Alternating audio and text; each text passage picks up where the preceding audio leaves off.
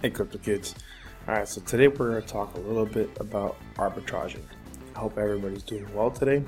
Still a little bit sick, so please work with me here. So arbitraging so far is doing very well. Everyone's loving the ABOT, working automatically. Still waiting for the mBOT. Still been waiting. But I'm sure mBOT is around the corner. Now, it's been holding somewhere between about $1.50 to $2.50, and I believe it's going to be coming up pretty soon here. So I wanted to compare on how the ETH vault for arbitraging went and the potential of what the arbitraging vault can have, and why I believe the arbitraging vault is going to be huge. So we're going to go into details with that and see some numbers. Before we go there, let's go take a look at the Arbitrage platform and review over some announcements that have been through the last few days real quick. So everyone already knows about the ABOT changes. I'm not going too crazy, but they have different numbers here, and all the numbers represent what time that you'll be paid from the ABOT, and that's pretty much it. It's going to basically help sustainability. And so far it's been doing pretty good, I believe. And the fees, they've changed a few of the fees. You guys can read that here. Just an update on that. The company buyback. So they've changed it a little bit. They were gonna do back down here the buyback policies here, 60 tokens on every hour on the exchange, and they have a different rate here. But it looks like they've upped it quite a bit. So now it's gonna be 150 per hour, 3,600 per day, 25,200 per week, and about 100,000 per month. So these guys are stepping up. They really want this to be a little more sustainable as far as the price, not too much price manipulation. And the upcoming live stream, I know everyone's heard this, everyone's very excited. I can't wait to see this. They said on Thursday we're gonna have a time to link our channel. That didn't happen, so I'm assuming that tells me they said Friday or Saturday. I don't think it's gonna happen today. I think it'll be more likely tomorrow. We'll be getting an update either tonight or tomorrow morning.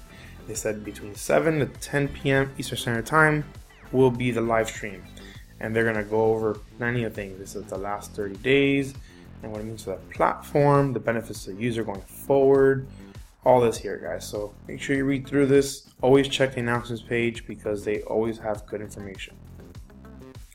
All right, the internal exchange has been again just operating like normal, which is great. The vault, let's go take a look at the vault itself. So in the vault itself over here, it's loading the balance. You see here we have about 1,000 Ethereum right now currently in the contract. They did go up to, I think it was 3,000 Ethereum, so that was pretty good for a while.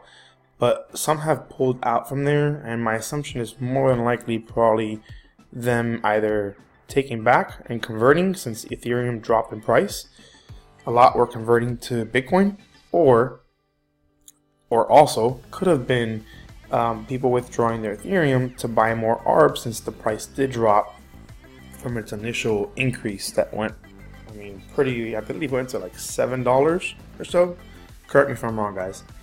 So anyway, let's go over to the coin market cap so we can check out some info there. So if you come over to the coin market cap, let me refresh the page here, see what the market value is. We're around 200 billion. Sorry, guys. So 203 billion we're at right now. So market's been kind of crazy and just bear this whole time. And even though the prices change, we're not used to this continuous bear market in crypto. We always want to see some kind of positivity in the price, but we feel there's more to come soon, guys. BTC dominance of 55.5, that's very, very high. So let's go take a look at Ethereum. So Ethereum circulating supply is right now 101 million. So at 101 million, current right now in the arbitrage vault, you have 1,000. If you check here at 101, that's like 0.001% of Ethereum total circulating supply is in the arbitraging vault itself currently. Now, what do I mean by that, and why I think that is such a low value. So the Arbitrage ETH vault is not owned by Arbitraging. He gave up the rights. You guys all know that. However, there's only a few people that knew about this. Even though it's in the dApps and everything, there's only a few people that knew about this. So the Arbitrage platform itself, a lot of people went into this and got involved with it. With Ethereum, most made their money back since there's only a 2% in, 0% out. So very low in fees, which is great. And what I feel is great about this is it's only a 0.001%.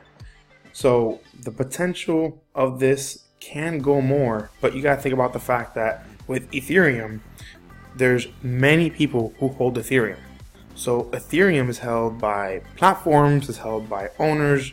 There's many people who've held Ethereum for years, and not everyone knows about arbitraging.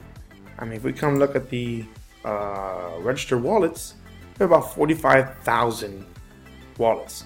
That's a great number. But as far as everyone in crypto, nowhere near everyone in crypto. So not everyone knows about arbitrage. So only those who knew about arbitrage get into the ETH vault. So at a 0.001% of Ethereum is very low from the circulating supply. However, on the contrary, this is the crazy part and what I wanted to bring up to you guys. So let's go take a look at the arbitraging coin. So let's go look at Arb'S since they're on CoinMarketCap. And let's go look at the comparison with the circulating supply. This keeps coming up, guys. Very sorry. So total supply is 8.7 million. However, circulating supply is about 4.3. So let's just go with 4 million just to kind of get round numbers. So 4 million, and let's say even a conservative, super conservative at a 1%. So let's say from 4 million at a 1% times 0.01 would be 40,000. So if for whatever reason only 1% of arbitraging got into the Arb vault, that'll be 40,000 Arb tokens in the Arb vault. Way more compared, that's a 4,000% compared to, or 400% compared to the ETH vault itself. And yes, it's 4,000%. So a lot more we're talking about, and that's talking about a 1%. We know many people are waiting for the Arb vault and they want to get in. So talking about 1%, let's go and compare. I think it's more of like in a 40%. So let's take 40%, okay, and let's go with that because I know probably more than half the people will be getting into arbitrage vote in some kind of way. So let's say, for example, at 4 million, 40% got involved. That's 1.6 million arbitrage tokens in the Arb vault.